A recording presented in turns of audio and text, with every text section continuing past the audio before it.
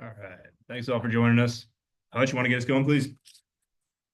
Yeah, sure, Dave. I guess I'll start off. Kind of what's your view of the weather for this weekend and how it might alter the series? A lot of rain, obviously, and then cool temperatures and wind. And, we've had such good weather. You kind of knew this was going to happen somewhere. But it looks like, we'll make a decision tomorrow morning on tomorrow's game.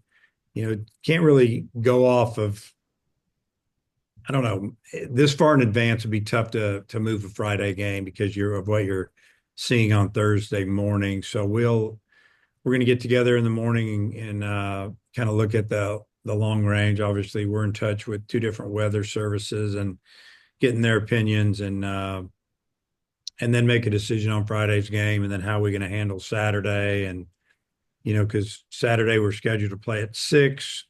Um, if we have to move that up to catch a window to get a game in, that's what we would do. And then somehow between Saturday and Sunday late afternoon get 3 games in if we don't play tomorrow. And then, are you sticking with the same starting rotation for this weekend? Yeah, as of now, those 3 pitchers will pitch. That would be the order we would go in if everything's on time. Friday, Saturday, Sunday. If we figure out tomorrow that something's changed, I mean, we might change who starts what order, but yeah, that'll be the 3. And then, do you have an update on Gage Wood? Could we see him this weekend potentially? No, no, I won't see him this weekend. Jackson, go ahead. Hey Dave, the offense has been so good this year, and you've got three guys that have transferred in who are all looks like they're gonna set career high marks like for home runs against, arguably better competition in the SEC. I'm just curious, like I know it's the midway point of the season, but any, vindication pride from the coaching staff and the development you guys have been able to do with the guys you brought in this offseason. Well, give credit to the first off the players for coming in and working extremely hard, getting stronger. And then, Coach Thompson and Coach Warnes working with our hitters, developing our hitters. Um, you have to have guys that have that potential in them. And uh, obviously, the 3 you're talking about are having really good seasons. And hopefully, they'll have an opportunity to play down the road at the next level. And one reason they came in here was to get better and develop and play in our league and play at the University of Arkansas. So, yeah, we take a lot of pride in getting our guys, you know, a little better when they really a lot better by the time they leave here. So, hats off to them. Hats off to our coaching staff.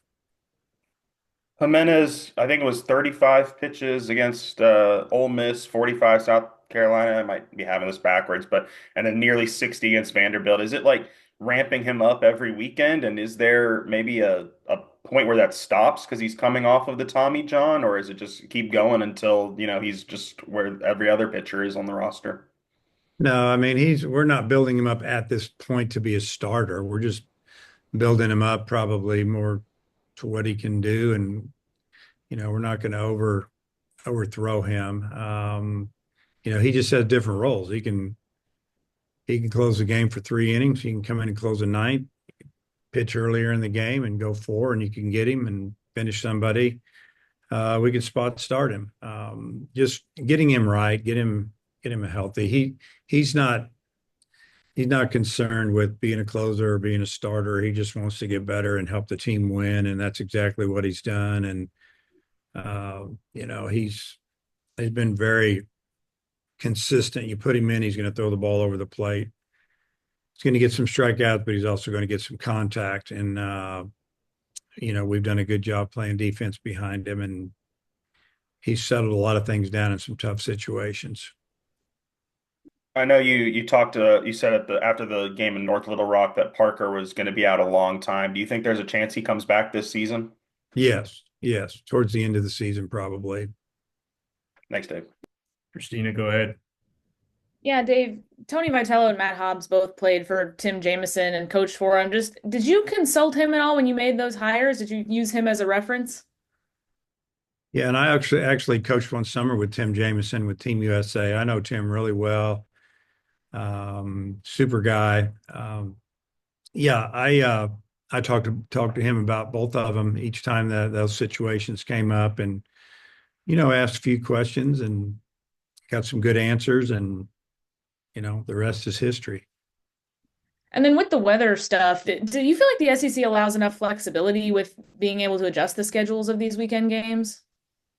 Yeah, I mean it's difficult because of obviously the guys got to go to class, take care of business there, and things have changed over the years with all the technology now, but um, it's I guess you gotta set some parameters, and they've done it. And when you leave on Thursday, you have until Sunday night to get it done, and you can't leave on Friday and you have until Monday night. They just don't allow that. So and now we have games Thursday through Saturday where teams leave on Wednesday, and they have until Saturday night to get it complete. So and the last day, if you get to the point where you've only played one game going into your last day, you have to play 7 inning games. So they can be play 14 innings pretty quick. Daniel, go ahead. Yeah, hi coach. On Parker, it seemed like he was just about to turn. Now he's Daniel, we can't hear you. something. Try Oh again. boy, can you hear me now? Go for it. Can you hear me now? Nope. Matt Byrne. Yeah, hi Dave. For you as a coach, I'm just wondering how much you find yourself needing to remind the guys not to overlook a last place SEC team, or with this group, they just sort of get it. Well, I feel like that they don't really care what the other team's record is. They just play. I don't feel like I'm to that point where I see that the way they're acting or the way they're practicing, working out in the weight room, like, we're playing somebody that, you know, they're not going to compete as hard as they can against. And that's not the way they've been trained. And, I've said it many times already this year that I really like the makeup of the team. They show up and they play hard, and it's businesslike. They feel like they're never out of a game, been behind, come back and win. And as the innings start to get a little tighter, we're running out of them, we're losing. You can just see it, the intensity ramp up in that dugout, and they find a way to get it done most of the time. So I don't really feel like we're really looking at records right now. Honestly, you look at Missouri, they can hit, and Lovich is having a great year, and they've had some good pitching performances. They played, at their ballpark. The wind's blowing out, so sometimes a lot, and it can be blowing out hard. So sometimes the numbers are kind of skewed for a pitching staff. So, the way to go about every series is just go in and play. And it's like I tell our guys as well, they all count the same, whether you win or lose. It's either one loss or one win, and just try to stack up a few wins because the league's tough, and you can have a bad week or weekend or a couple weeks. And you look at some of these other teams that are down in the pack where they're 1-8. Those are good teams, believe it or not. RPIs are still pretty good. They have a lot of talent, pro talent for the future, and it just hadn't gone right for them. So I don't get all excited about being 8-1, or if we were 5-4 or whatever. We just got to show up and play. And then obviously, if you have 3 games scheduled in 3 days, it's not like you're looking to try to squeeze 18 in a day, 18 innings if you don't have to. But in your experience, does a home doubleheader, in SEC play, is that maybe an advantage? Is there times in the past where like you're really dreading like a road doubleheader? Do you think maybe a road doubleheader would give you an edge or something, maybe to steal one? I don't know. What are your thoughts on that? Yeah, I don't think a doubleheader gives anybody an advantage, honestly. It's you just never know how the day's going to go. Now, somebody is out of pitching or they're to have no bullpen after the first game. They use their four best relievers, and now, yeah, they've got their number 2 and 3 starting with, a bullpen that's been pretty much wiped out. Then there's an advantage if you didn't have to use any. But as of right now, I don't think there's any advantage for anybody. You just, when you're playing a doubleheader, you scramble and try to get that first game, takes a little pressure off. But yeah, it's just baseball. Things happen, and you just hope you're playing well. If you mix in a 9 inning game on a Saturday night, you turn around and play 2 7s at 12 noon on a Sunday, that's a lot of innings in a 24-hour period, and you just hope it goes your way. And then kind of last one for me. There's been slight tweaks to the lineup, sometimes in sort of the same weekend, and it could just be a guy moving one spot. Is there a point in the season where that's sort of going to be finalized in your book, or it can always change? And I guess maybe why? Well, the last weekend we played the same guys all 3 games and just moved a left-handed hitter behind a couple of right-handed hitters when they started a lefty. That was the only move that was really made. So my lineup right now is, I would have to say, a little tighter than it's been in many years, because I really like what's going on with the guys that are starting. They're all pretty good defenders. They can swing the bat. We're playing well when they're together. There's some guys on the bench that are good, that try to get them in as best I can, but sometimes it's just going to be situational. But yeah, the lineup is established pretty good right now, especially if you look at maybe the history of the last couple of years, because of, we weren't as offensive. It wasn't as easy to write up a lineup. Now it is. Thanks. Kevin, go ahead. Hey, Coach. You guys started out kind of slow on the base paths. You were about 50% stolen bases the first few weeks. You're 24 of 33. Have y'all put more of an emphasis on that the last few weeks? Well, our emphasis is to be able to steal a base when we need it or when they're giving it to us. And I think we're 4 for 4 in SEC play. And I know 3 of the times we stole bases in SEC play, they knew we were going to run. We were down a run or it was tied. We were trying to get into scoring position with 2 outs, 1 out, whatever the situation was, mostly 2 outs.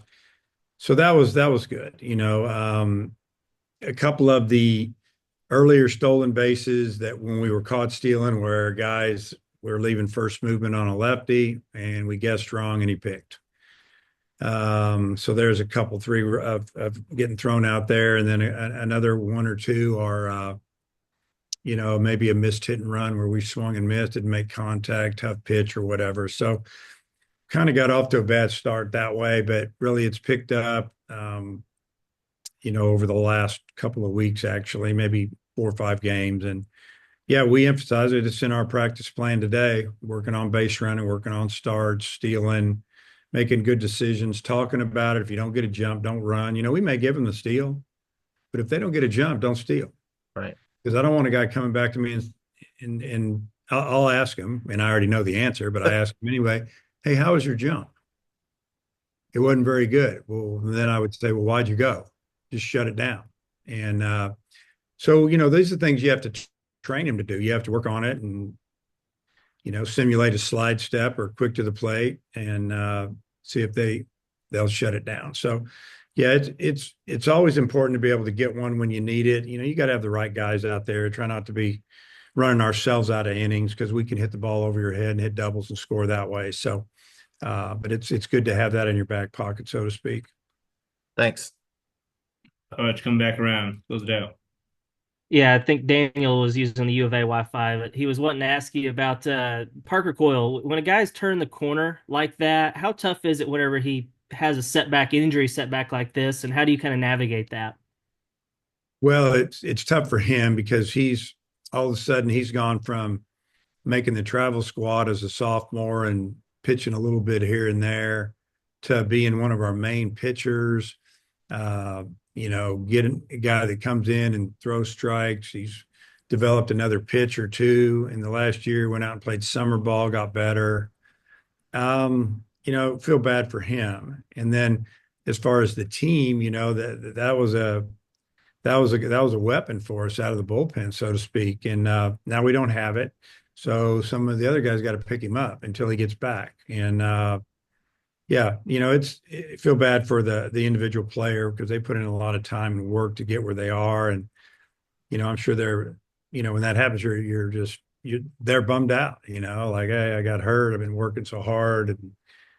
But I think at the same time, you realize that you missed the game a lot. You really want to help the team, and you kind of get over the hump and you start working to get back. And we'll get Parker back hopefully by the end of sometime in not this month, but hopefully in May, and he can help us down the stretch. You mentioned some other guys stepping up. How critical are guys like Colin Fisher and Cole Gibbler? What do you need to see out of them? With Parker being out. Well, those are the two guys, and I thought Gibbler was outstanding the other night. In Little Rock, he struck out. I think he got 6 outs for us, and 5 of them were by strikeout, and it was really good to see. Colin, in my opinion, wasn't as sharp as normal. Has to get used to coming out of the bullpen. That's one reason that we brought him out of the pen instead of starting him, was to try to get that experience for him, because we could use him that way this weekend as well and going forward for a while. So those two lefties have to pick up the pace for us a little bit. Okay, Coach, appreciate your time. See you this weekend. See you guys.